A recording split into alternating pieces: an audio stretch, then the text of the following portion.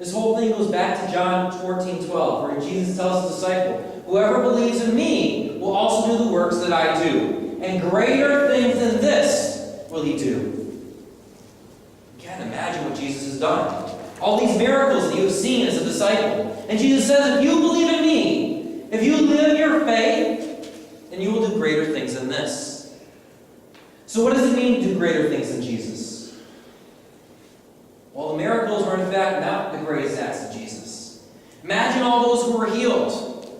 They were healed from their sicknesses, from their diseases, from their ailments.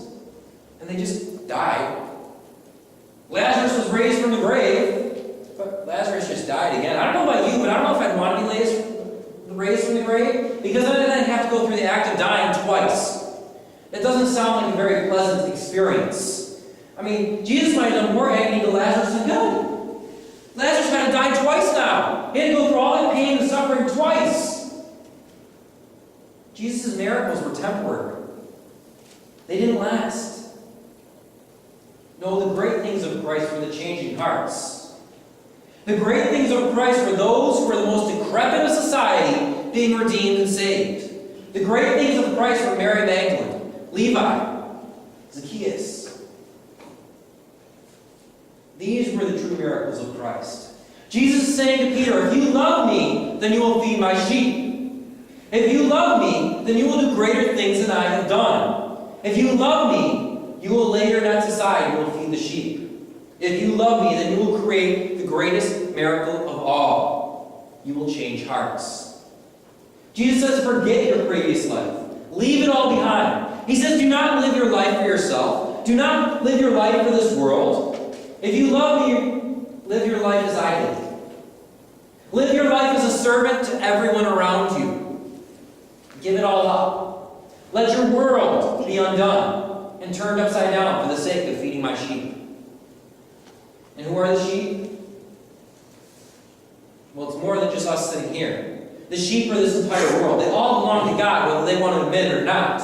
So when he says feed my sheep, he's not saying go to church and preach the word to those who are already saved. He's saying feed the ones who haven't realized that they need feeding yet. Feed the hungry. I mean, I don't know about you, but I'm not all that hungry because Jesus keeps feeding me. I'm not thirsting anymore because Jesus is providing for that thirst. I want it, and I've got it. But there are those right outside the store who don't have it. Those are the sheep who need to be fed. The sheep are everyone in this world. This world belongs to the Father. It belongs to the King, who is Jesus. We are his sheep, and he loves us greatly. He is telling Peter to give everything he has, so that this world might come to know the saving that Peter himself has received. He says, you've been redeemed from denying me. You've been redeemed from all these things you've done. Go and tell everyone about it. Tell them that nothing they've done is too far. They can come back. I died for them too. I died for that. We today, all of us who claim to love Christ, have the same call upon our lives. Jesus says, look at your lives. Look at your mistakes. He points them out. He points them out not to shame us. He opens the wounds, but not so that it'll hurt all the more, but to show us what a great deed he has done in our lives. He says to each of us, you've tried and tried, but inevitably failed. He says, I redeemed you from that. You are saved. He says this so that you would take stock of the price that's been paid for you. Do you realize that the greatest miracle ever accomplished in this world has been accomplished in you? That never has there been a greater thing done than your saving? God's power is in the redemptive saving of those who have no right being saved. So that means me. That means you. That means everyone in this world. God's power is in the changing of hearts like yours and mine. I'd rather spend one Sunday in downtown Syracuse in a church full of drug addicts and prostitutes singing Amazing Grace, who saved a wretch like me, than to live a life in a church flooded with millions of dollars, thousands of people who all think they have it right. The power and the miracle is seeing a heart corrupted by the flesh and sin accomplish the act of love and receive the transforming grace of God. I would rather worship in the church is broken, where miracles are practiced every day. This is the true miracle. This is the greater work that we are called to accomplish. So Jesus looks to us. He sees us going about our lives as if he was never raised from the dead. He sees us come to salvation and go back to our nets. And he says, "Do you love me?"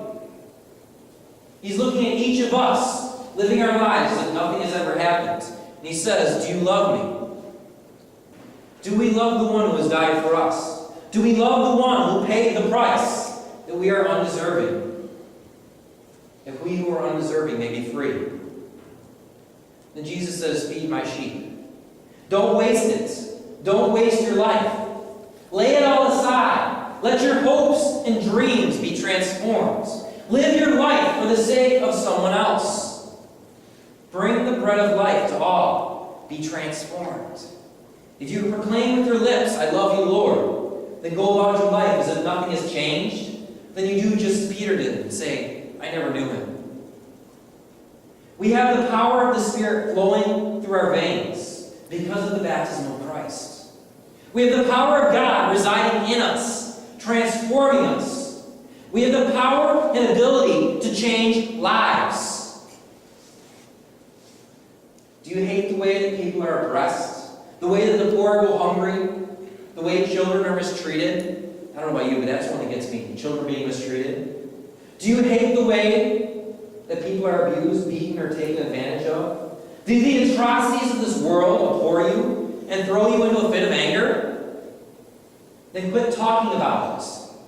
Quit telling Jesus that you love him, and step out and love him by loving the people around you and changing lives. Because if lives are changed, people can't be abused anymore. If lives are changed, atrocities can't be committed anymore.